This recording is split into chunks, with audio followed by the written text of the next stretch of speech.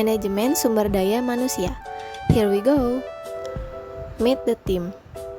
Di sini ada Ovalia Fadilah, Delia Nur Inayah, dan Hana Marsanda Rizkilah. Apa itu MSDM?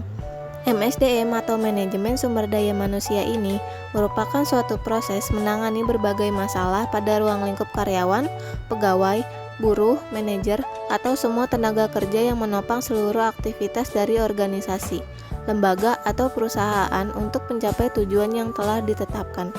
Bagian yang mengurusi sumber daya manusia pada organisasi biasanya disebut Departemen SDM atau HRD, Human Resource. Pelaku MSDM: 1. Manajer SDM atau internal. 2. Manajer lini. 3. Outsourcing eksternal. Yang pertama, ada manajer SDM atau internal.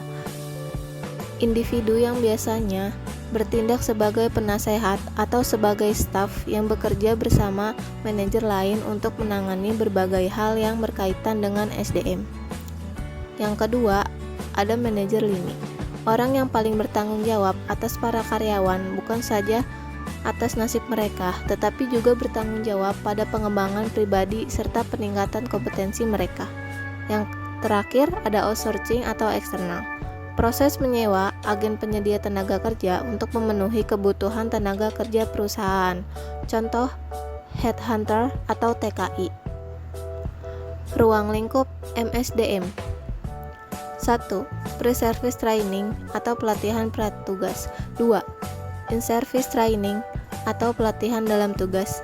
Yang ketiga, post-service training atau pelatihan purna atau pasca tugas. Yang pertama, pre-service training. Pelatihan yang diberikan kepada calon karyawan yang akan memulai untuk bekerja atau karyawan baru yang bersifat pembekalan agar mereka dapat melaksanakan tugas yang nantinya dibebankan kepada mereka. Yang kedua, ada in-service training. Pelatihan dalam tugas yang dilakukan untuk karyawan yang sedang bertugas dalam organisasi dengan tujuan meningkatkan kemampuan dalam melaksanakan pekerjaan. Yang ketiga, post-service training. Pelatihan yang dilaksanakan organisasi untuk membantu dan mempersiapkan karyawan dalam menghadapi pensiun. Fungsi manajerial dan operasional MSDM. Fungsi manajerial: 1. Perencanaan atau planning, yaitu upaya sadar dalam pengambilan sebuah keputusan yang sudah diperhitungkan dengan matang. 2.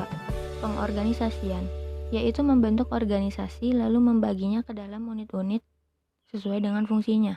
3. Pengarahan.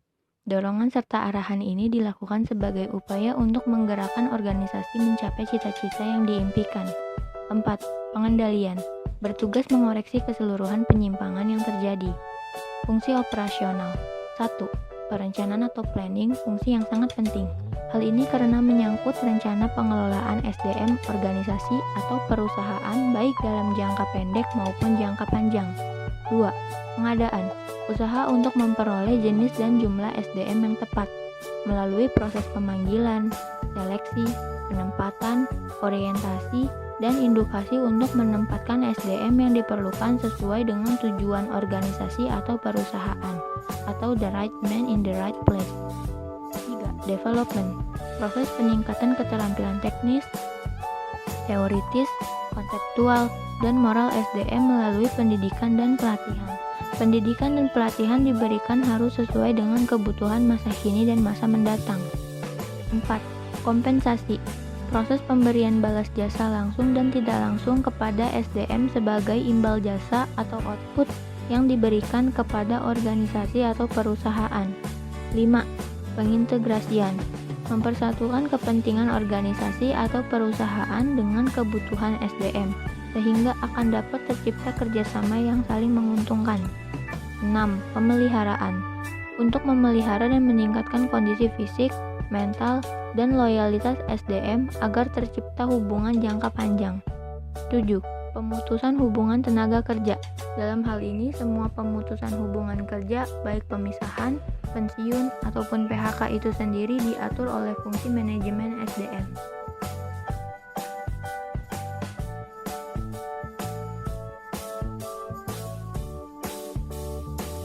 Pentingnya manajemen sumber daya manusia. Yang pertama ada perspektif politik. Tanpa MSDM yang handal pengolahan, penggunaan, dan pemanfaatan sumber-sumber lainnya itu akan menjadi tidak efektif, efisien, dan produktif.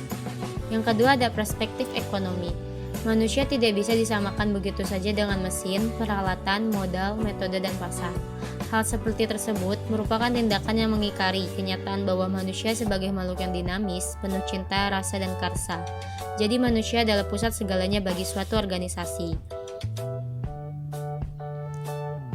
Yang ketiga ada perspektif hukum. Dalam organisasi terdapat berbagai peraturan, ketentuan, atau perjanjian yang kesemua dasarnya mengatur tentang hak dan kewajiban secara timbal balik antar organisasi dengan anggotanya, antara orang yang mempekerjakan dengan orang yang dipekerjakan. Pemeliharaan keseimbangan tersebut menuntut adanya kejelasan mengenai hak dan kewajiban itu sendiri dari masing-masing pihak dalam organisasi. Yang keempat ada perspektif sosial kultural. Ada dua alasan utama yang mendasari perspektif ini, yaitu pertama, sisi yang satu ini lebih peka karena berkaitan langsung dengan harkat dan martabat manusia. Yang kedua, melalui perspektif ini juga ingin ditekankan bahwa sulit diperoleh suatu MSDM yang bebas nilai. Yang kelima ada perspektif administrasi. Ini mengindikasikan bahwa maju atau mundurnya kehidupan manusia tergantung pada kemampuannya untuk mengatur dan memanfaatkan sumber daya yang ada pada organisasi. Disinilah letak relevansi dan pentingnya MSDM. Perspektif ke teknologi. Relevansi dan pentingnya MSDM tidak terlepas dari berbagai perkembangan dan kemajuan yang dicapai di bidang iptek. Manusia diharapkan agar dapat menyesuaikan diri dengan berbagai perkembangan tersebut. Untuk itu, manusia perlu berbekal kemampuan, kecakapan, dan keterampilan yang sesuai. Tujuan MSDM. Tujuan MSDM adalah sebagai berikut. Yang pertama, ada tujuan organisasional. Yang kedua, ada tujuan fungsional. Yang ketiga, ada tujuan sosial. Dan yang keempat, tujuan personal. Tujuan organisasional adalah ditujukan untuk dapat mengenali keberadaan MSDM dalam memberikan kontribusi pada pencapaian efektivitas organisasi. Tujuan fungsional adalah ditujukan untuk mempertahankan kontribusi departemen pada tingkat yang sesuai dengan kebutuhan organisasi.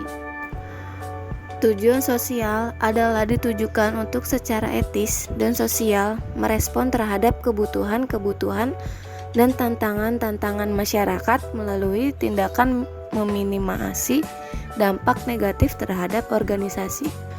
Tujuan personal ditujukan untuk membantu karyawan dalam pencapaian tujuannya, minimal tujuan-tujuan yang dapat mempertinggi kontribusi individual terhadap organisasi.